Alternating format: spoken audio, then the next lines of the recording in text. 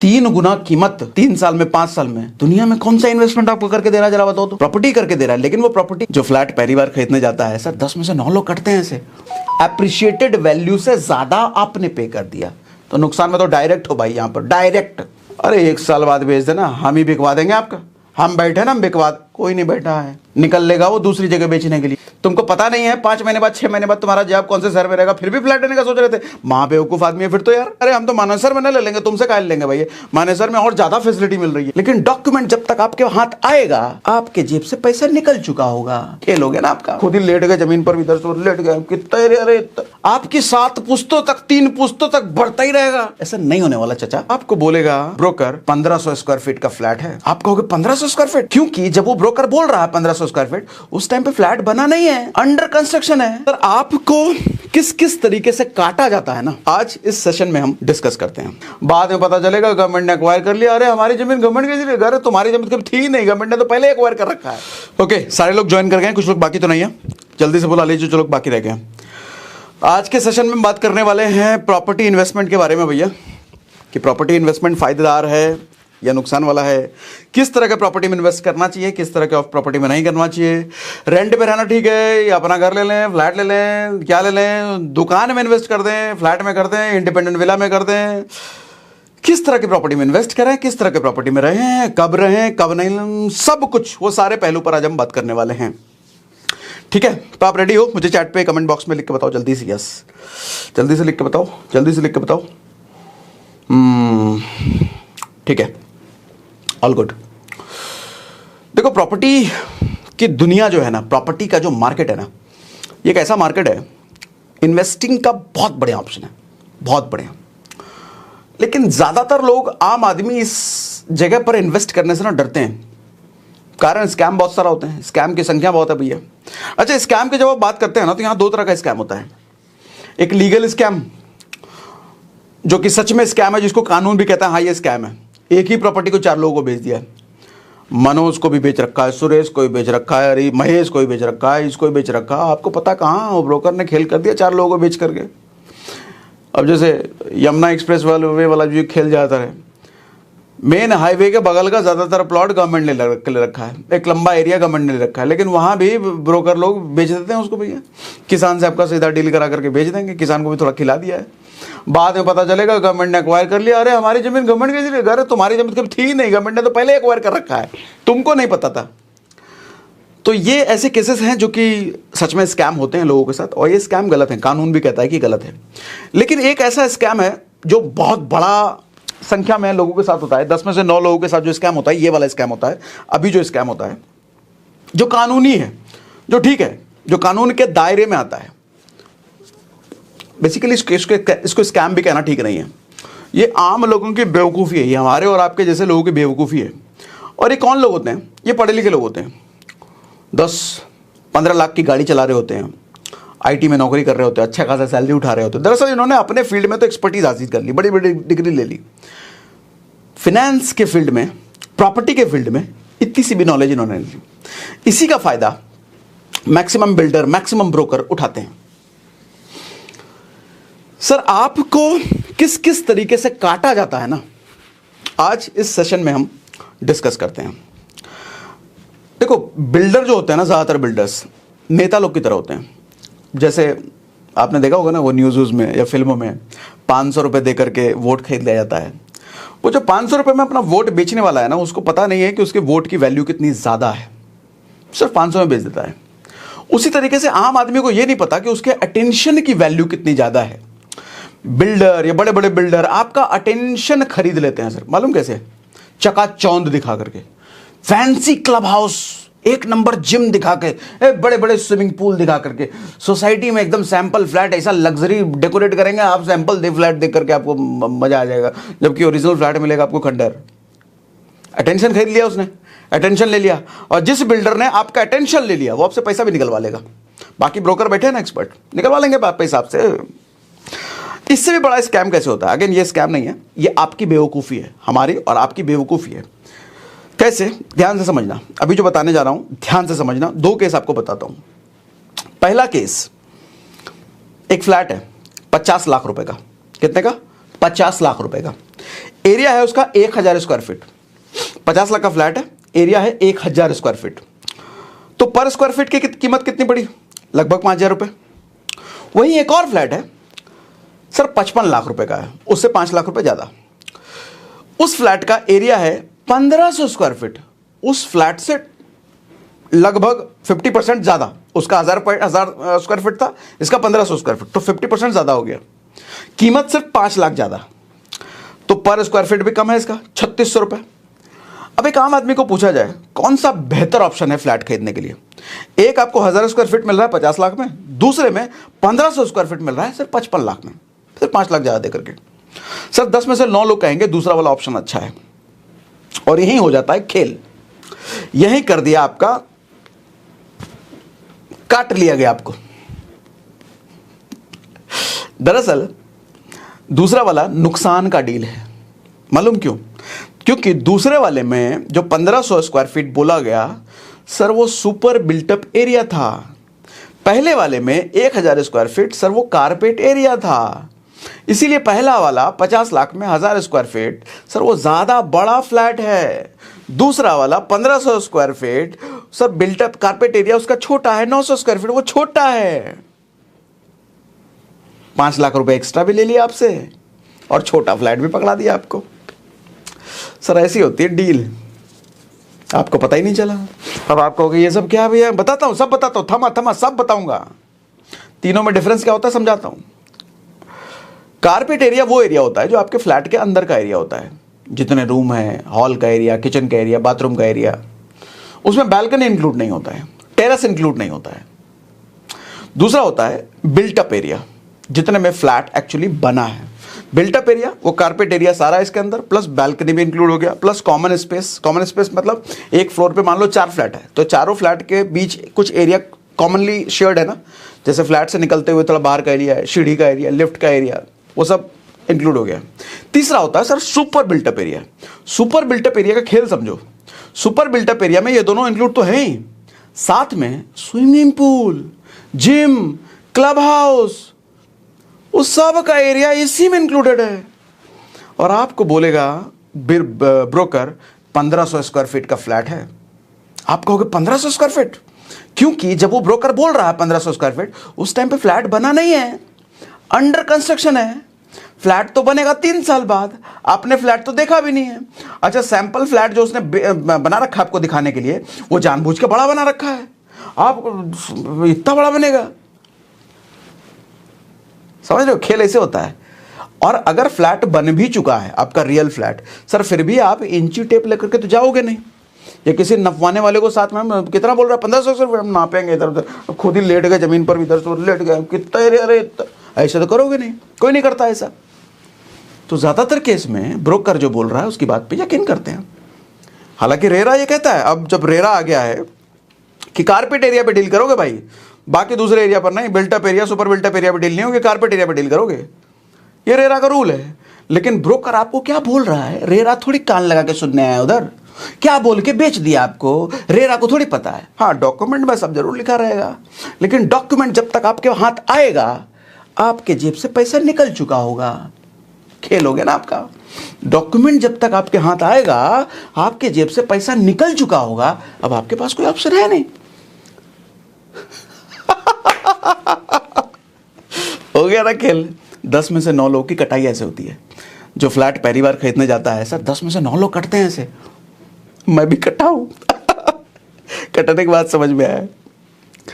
तो खैर, हम लोग देखो मिडिल क्लास लोग हैं, हमारे को कहाँ बचपन से ये सब चीज़ें, स्कूल कॉलेज कहीं सिखाई तो जाती नहीं है, तो हम फंस करके ही सीखते हैं। हाँ, मैंने बहुत अर्ली एज में फ्लैट ले लिया था, बहुत अर्ली एज में ये कहूँ मैं फंस चुका था, तो बहुत जल्दी थोड़ा मैं सीख गया। लेकिन बहुत लोग बहुत बाद लेते हैं तो बाद सीखते हैं। तो अगर आपने नहीं लिया है तो इस सेशन में आप सीख गए भैया पहले ही, ठीक है। तो ये तो एक तरह का स्कैम था।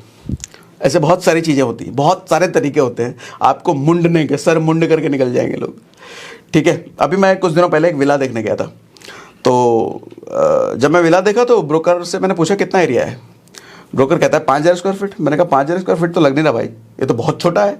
तो कह रहा सर 5000 स्क्वायर फीट इसका सुपर बिल्टअप एरिया है। मैं कहा बस हो गया ना खेल।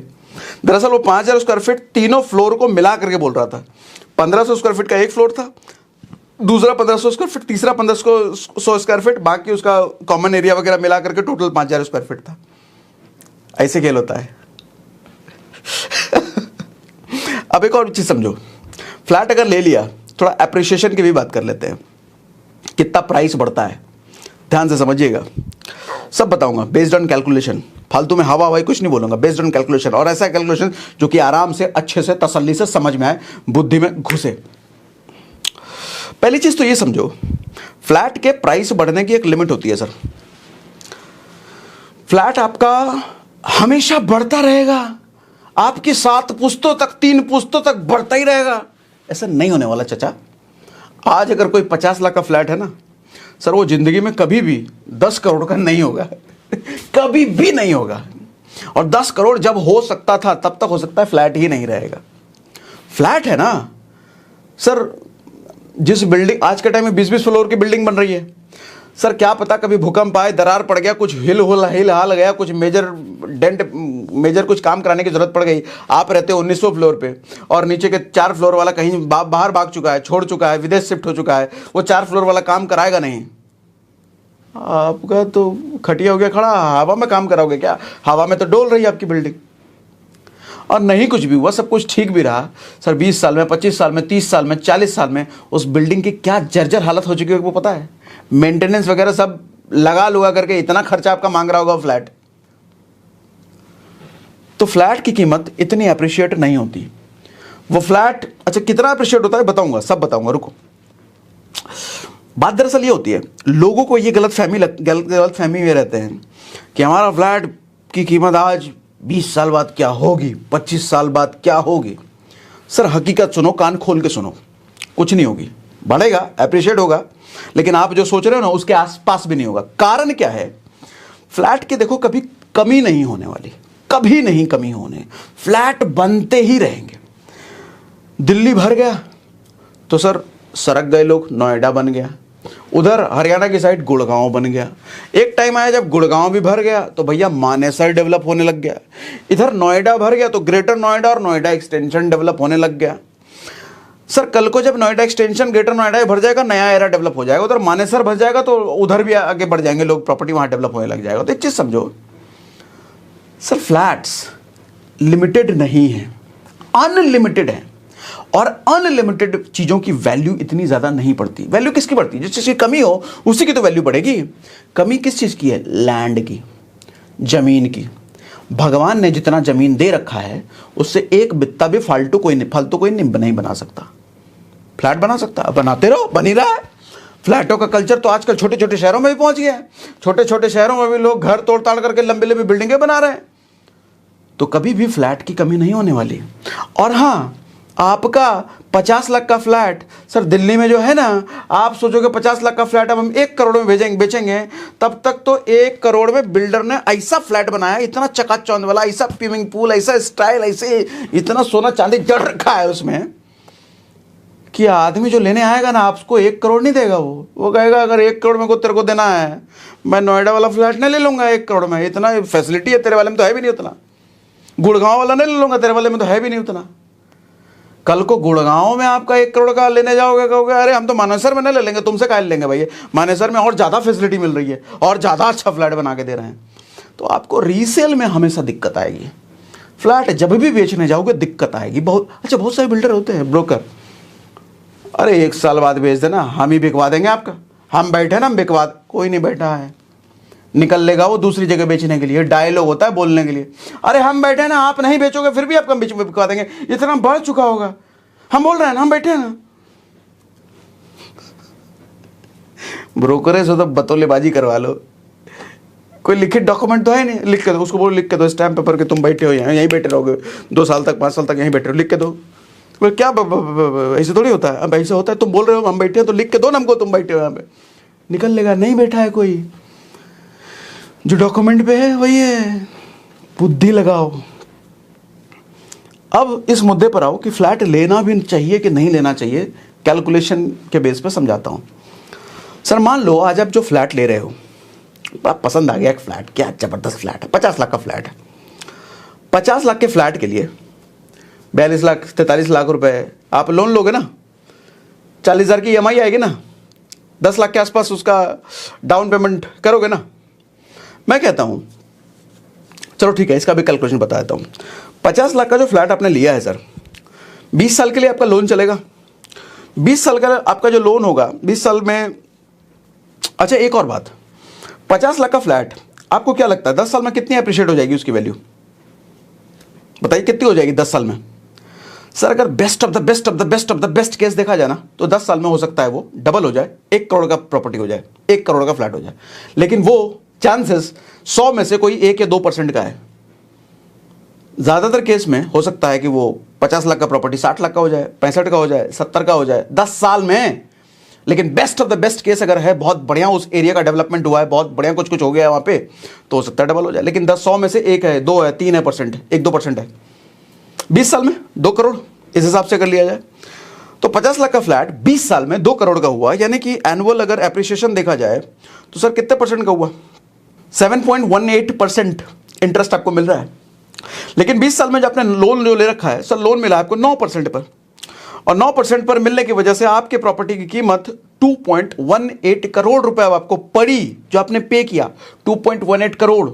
और बेस्ट केस में अप्रिशिएट होकर के वो 2 करोड़ का होना। सर बेस्ट केस में अप्रिशिएट होने के बाद भी आपने उसके अप्रिशिएटेड वैल्यू से ज्यादा आपने पे कर दिया, अप्रिशिएटेड वैल्यू से ज्यादा आपने पे कर दिया, तो नुकसान में तो डायरेक्ट हो भाई, यहां पर डायरेक्ट। अब सुनो, अगर उस फ्लैट को आपने लिया ना होता, मतलब खरीदा ना होता, रेंट पे रह रहे होते, सर 40,000 की EMI दे रहे होते। 50 लाख के फ्लैट में अगर रहना है आपको सर, 15,000 का रेंट आएगा आपका, क्योंकि इंडिया में रेंटल यील्ड बोलते हैं उसको, इतना ही है। 1 करोड़ का फ्लैट 18,000 रेंट मिलता है, 20,000 रेंट मिलता है, 25,000 रेंट मिलता है, इतना ही मिलता है। तो 50 लाख का फ्लैट है भैया, 15,000 रेंट मिल रहा है, बढ़िया रेंट है, ये बढ़िया रेंट है, बता दूं।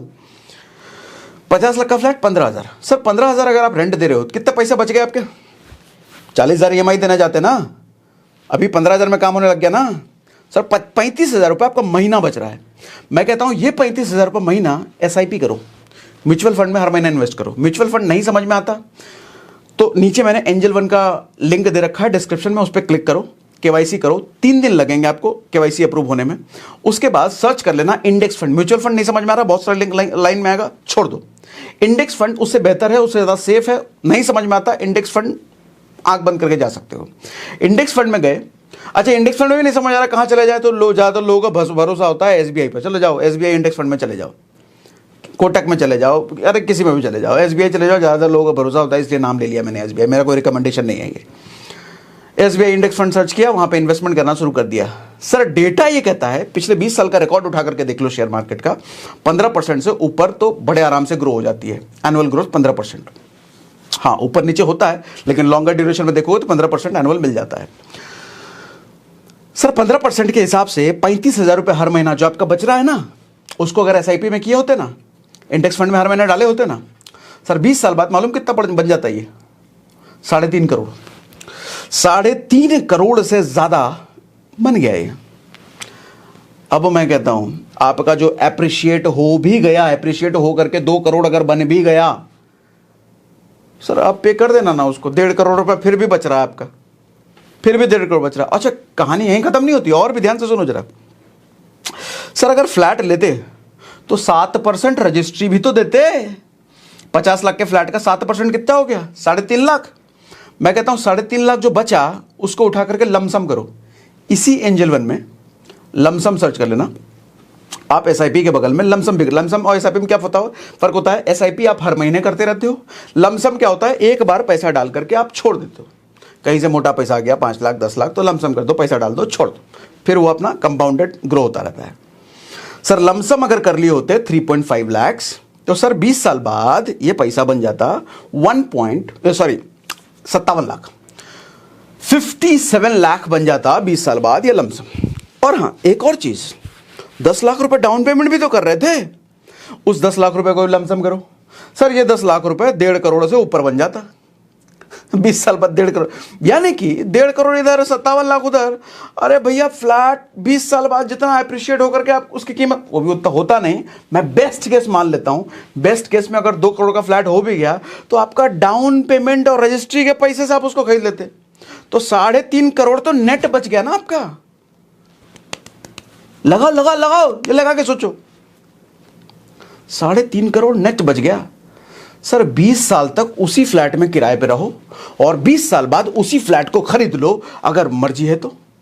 अब आप कहोगे 20 साल तक उसी फ्लैट में तो किराए पे रहना पड़ेगा ना। किराए पे रहने से अच्छा है ईएमआई ना दे दे, कम से कम ईएमआई में एक एक ईंट अपना हर महीने अपना तो होगा।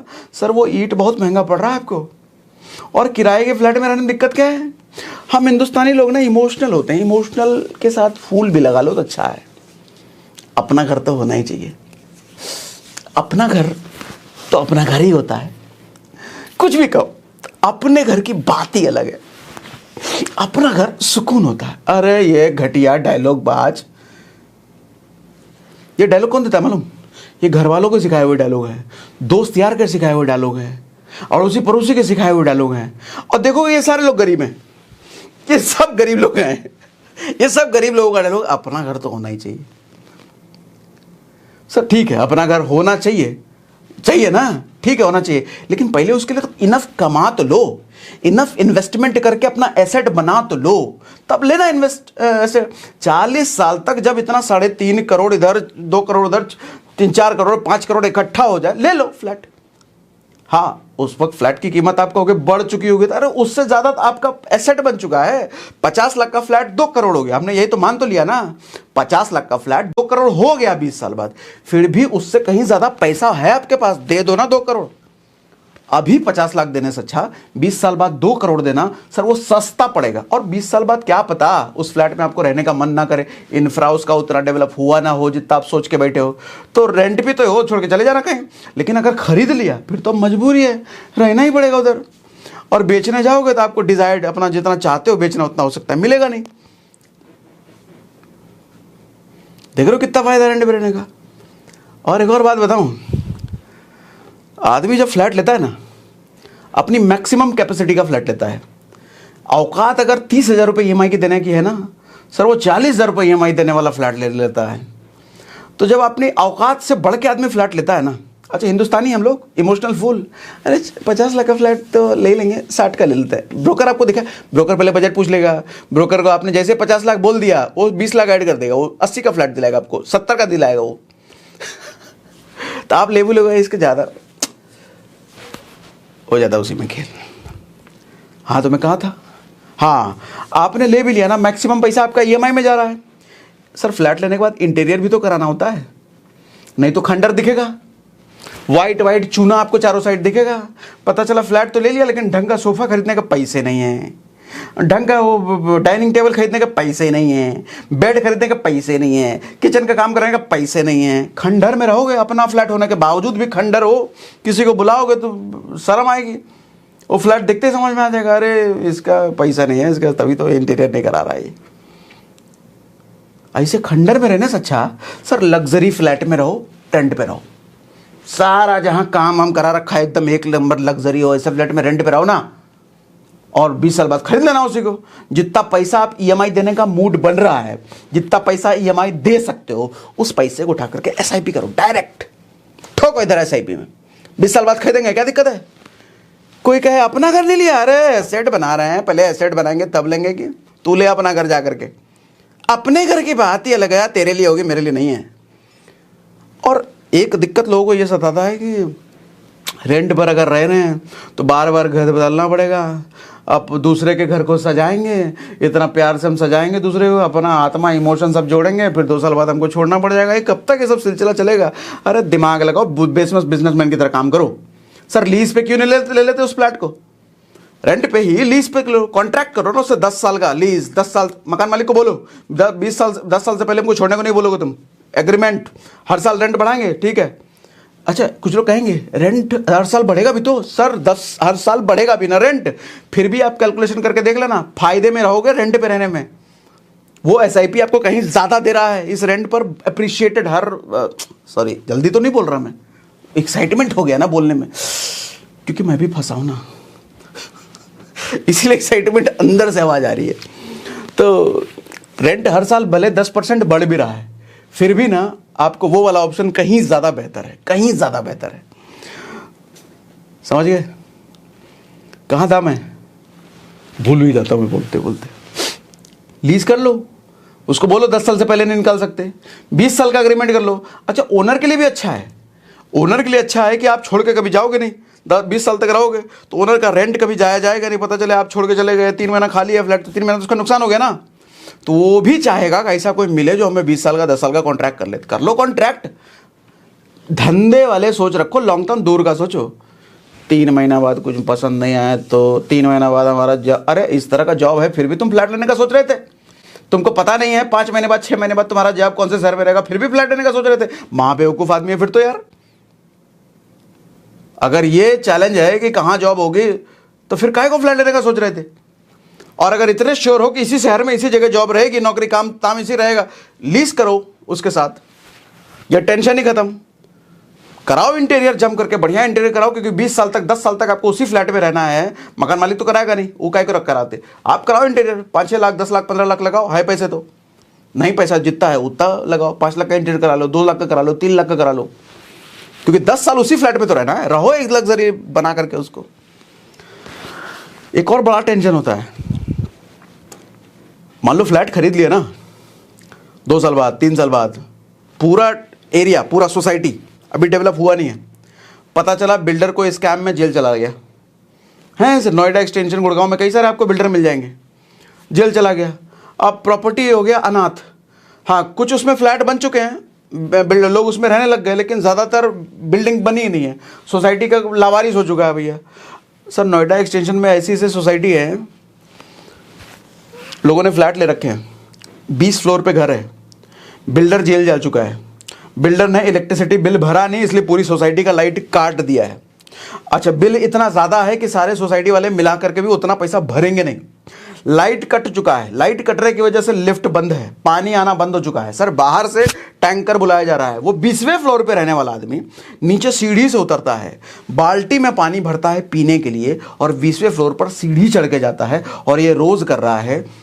ऑप्शन नहीं है उसके पास, फंस चुका है वो।